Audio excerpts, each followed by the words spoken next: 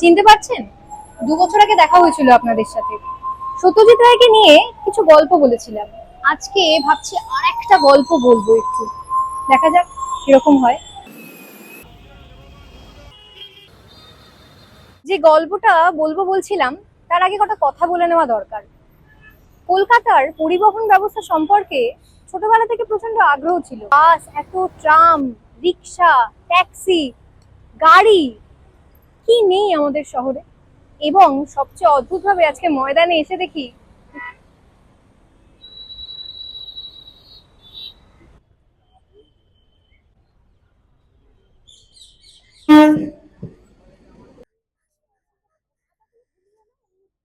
পরিবহন সম্পর্কে কথা বলতে বলতে মনে পড়লো একটু গঙ্গা নদীর ধার থেকে ঘুরে আসা যাক। এখানে এসে দেখি পরিবহনের মধ্যেও বাস, ট্যাক্সি, অটো, এগুলো কেন, নৌকো, জাহাজ, লঞ্চ, এগুলো তো আছে। এখানে আসার আরেকটা কারণ রয়েছে। পরিবহনের অন্যতম একটা বিষয় হিসেবে আমরা জানি রেল পরিবহন ব্যবস্থা, যার মধ্যে একটা অবশ্যই মেট্রো এবং আরেকটা আমাদের ইন্ডিয়ান রেলওয়েজ। এক ধরনের রেল চলে এই গঙ্গা নদীর পাশ দিয়ে, এবং সেটাই আমাদের আজকের তথ্যচিত্রের বিষয়বস্তু।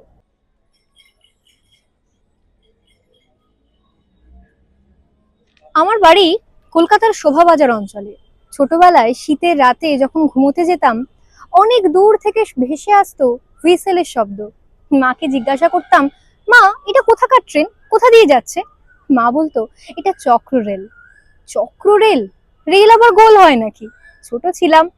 পরে যখন বড় হলাম জানতে পারলাম রেলটা আসলে গোল নয়, রেল লাইনটা গোটা কলকাতা শহরকে বৃত্তাকারে ঘিরে রেখেছে চারিদিক থেকে। এই প্রিন্সেপ ঘাট থেকেই 1984 সালে বাগবাজার অব্দি রেলওয়ে লাইনটা সম্প্রসারণ করা হয়।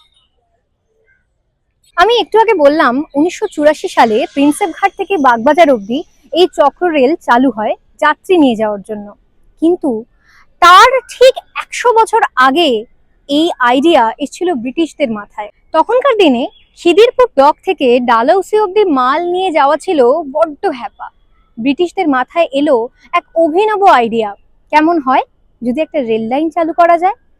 তখনই 1875 সালে চালু হলো প্রথম চক্র রেল। কাঠের পাটাতনের ওপর মাল চলে যেত শহরের এক প্রান্ত থেকে অন্য প্রান্ত। আজ থেকে 150 বছর আগের সেই ব্রিটিশদের আইডিয়া সম্পূর্ণরূপে বাস্তবায়িত হয় বিধানচন্দ্র রায়ের হাত ধরে। 1984-তে এই চক্ররেল চালু হয়েছিল ঠিকই, কিন্তু আদতে এই চক্ররেলের চক্রটা সম্পূর্ণ হয় 2001 সালে, যখন স্যার গুরুদাস ব্যানার্জি হল স্টেশনটির উদ্বোধন করা হয়। এবং এই বৃত্ত সম্পূর্ণ হওয়ার পর বোধহয় আমরা সত্যি বলতে পারি পৃথিবীটা গোল। কারণ দমদম থেকে যাত্রা শুরু করে আমরা যেতে পারি বালিগঞ্জ থেকে মাঝেরহাট, অথবা প্রিন্সেপ ঘাট থেকে মাঝেরহাট, এবং শেষ অবধি আবার ফিরে আসতে পারি দমদমে। 36 কিলোমিটার লম্বা এই রেল লাইনের 19টা স্টেশন নিয়ে এই চক্র রেল। বালিগঞ্জের দিকটা বেশিরভাগই অফিসের লোকেদের জন্য, যারা কাজে কর্মে যাতায়াত করে। আর প্রিন্সেপ ঘাটের রাস্তাটা ভরে রয়েছে প্রাকৃতিক সৌন্দর্য। কিন্তু আমি এত কথা বলে আমাদের বোর করছি কেন বলুন তো? এই স্টেশন ওই স্টেশন, জান না, নিজেরা একটা ভার্চুয়াল ট্যুরে বরং ঘুরে আসুন এই স্টেশন থেকে ওই স্টেশনে।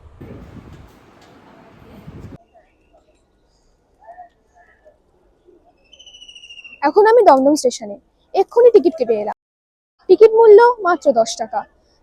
দমদম থেকে আমরা আবার দমদমে ফিরে আসবো একটা চক্কর মেরে এই চক্র রেলের মাধ্যমে। বিধাননগর থেকে একটা লাইন চলে গেছে শিয়ালদার দিকে, তবে আমরা সেদিকে না গিয়ে চক্র রেল যাবে পার্ক সার্কাস ভায়া গুরুদাস সড়ক।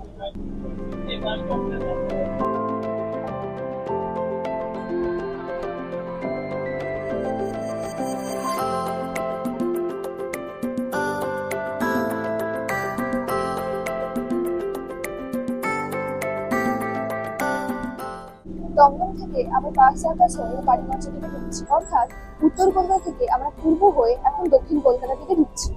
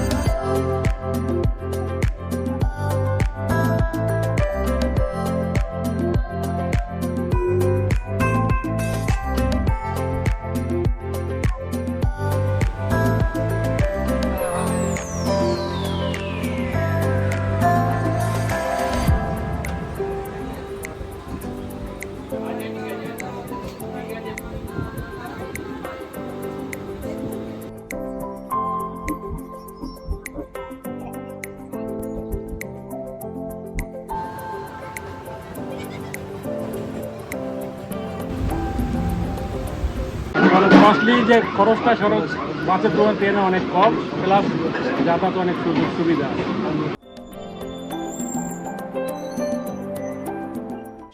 আমাদের প্রথম ভাগের জার্নিটা এখানেই শেষ হলো। এতক্ষণ আমরা কি দেখলাম? বহুতল বাড়ি, খাল, বিল, কলোনি, বস্তি।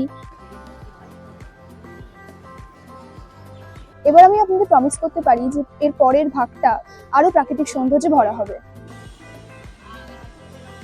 আমরা অর্ধেকটা সফর পূর্ণ করে এলাম, দমদম থেকে মাঝেরহাট। এখন আমি মাঝেরহাট স্টেশনে দাঁড়িয়ে আছি। কিছুক্ষণের মধ্যে ট্রেন আসবে, আমরা আবার মাঝেরহাট থেকে দমদম স্টেশনের দিকে যাব। এই ট্রেনটা করে এখন আমরা আপনাদের নিয়ে যাব দমদম স্টেশন, যাতে চক্ররেল নটা পায়।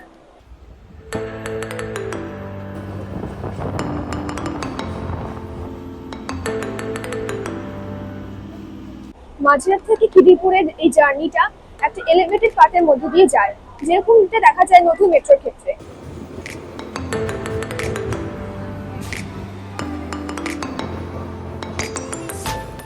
যেমনটা স্বর্ণাকে বলছিল, এই খিদিরপুর টকের জন্যই চক্ররেলটা ভাবা হয়েছে।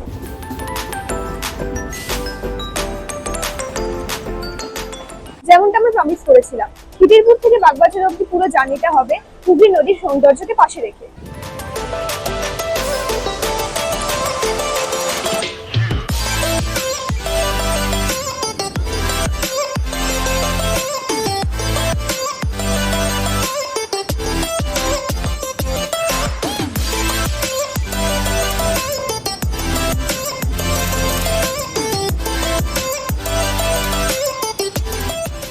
ফোর্ট উইলিয়াম ক্রস করে এখন আমাদের ট্রেন এগোচ্ছে বিখ্যাত এডেন গার্ডেন স্টেডিয়ামের দিকে।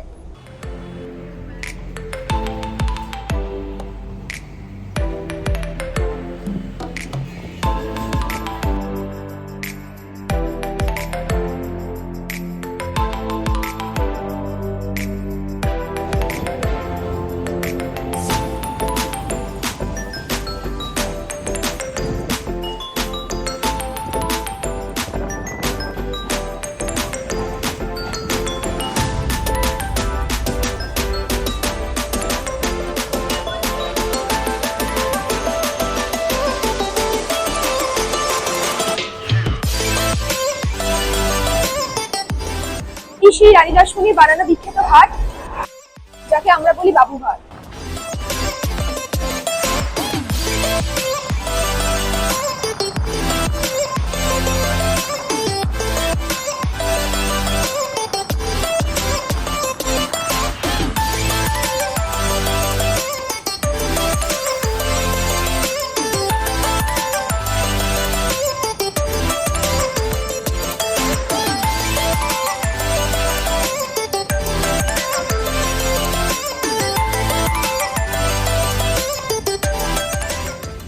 আর বিবিধিবাগ স্টেশন পেরোতেই আমরা দেখতে পাই আমাদের সবার প্রিয় হাওড়া ব্রিজ, রবীন্দ্র সেতু।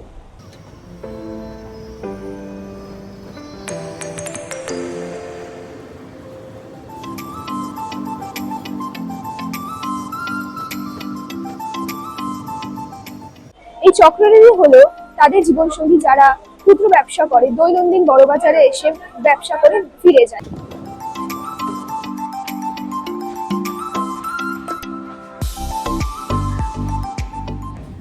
আপনি রোজই চক্ররেলে যাতায়াত করেন? না, সপ্তাহে একবার। বাস ছেড়ে কেন চক্ররেল ব্যবহার করেন? এতে সস্তা পড়ে, বুঝলি তো, আরাম করে যাওয়া যায়, একটু সস্তা পড়ে, 5 টাকা টিকিট, 100 টাকা মান্থলি ওই জন্য। আপনি কোথায় যাচ্ছেন? আমি শ্যামনগর যাচ্ছি। আপনি কি প্রায় এই ট্রেনেই যাতায়াত করেন? না না, আজকে আমি ফার্স্ট যাচ্ছি। কেমন লাগছে আপনার? আমার তো ভালো লাগছে, কিন্তু ট্রেনটা প্রচুর লেট। ট্রেনটা একটু লেট করছে, অসুবিধা হচ্ছে বলুন? হ্যাঁ, অসুবিধা হচ্ছে ঠিকই, কিন্তু প্রাকৃতিক সৌন্দর্য দেখতে দেখতে যাচ্ছি, ভালোই লাগছে।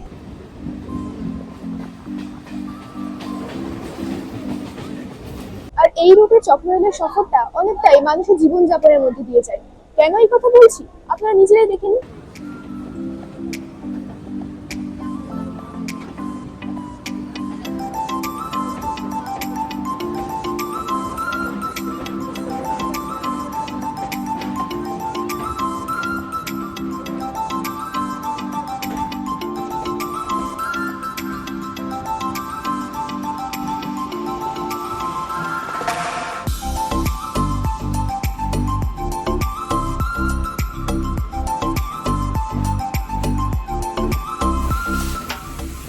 কি কি বুঝলেন? মনে হলো না মানুষগুলোকে, বাড়িগুলোকে আপন করে নিচ্ছে ট্রেনটা? কেন জানি না, দূরত্ব শুধু মানুষের সাথে মানুষের মনে, ট্রেনটার সাথে এই দূরত্ব দেখলাম না। নিমতলা ঘাট, বহু বিখ্যাত মন্দির পেরিয়ে এখন আমরা ক্রস করছি বাগবাজারের মায়ের ঘাট।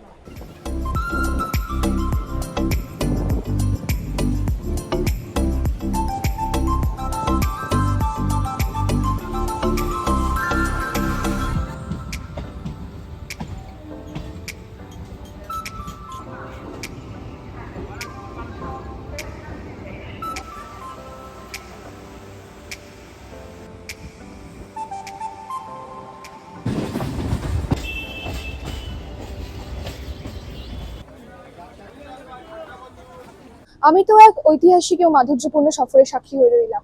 আপনারাও আশা করি ভার্চুয়ালি এই সফরের সাক্ষী হয়েছেন, তাই তো? সম্পূর্ণার সাথে আপনারা ঘুরে এলেন ভার্চুয়াল ট্যুরে কলকাতার এ প্রান্ত থেকে ও প্রান্ত চক্ররেলের মাধ্যমে।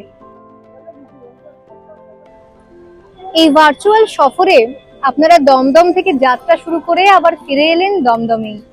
আলাপ হলো কলকাতার এক ঐতিহ্যবাহী রেল পরিবহন ব্যবস্থার সঙ্গে।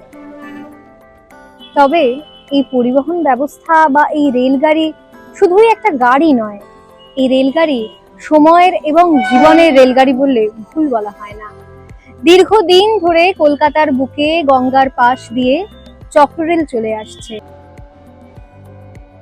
যা মানুষের জীবনকে এক প্রান্ত থেকে অন্য প্রান্তে নিমেষেই যুক্ত করেছে। এটি শুধু রেলগাড়ি নয়, হয়ে উঠেছে মানুষের জীবন রেখা।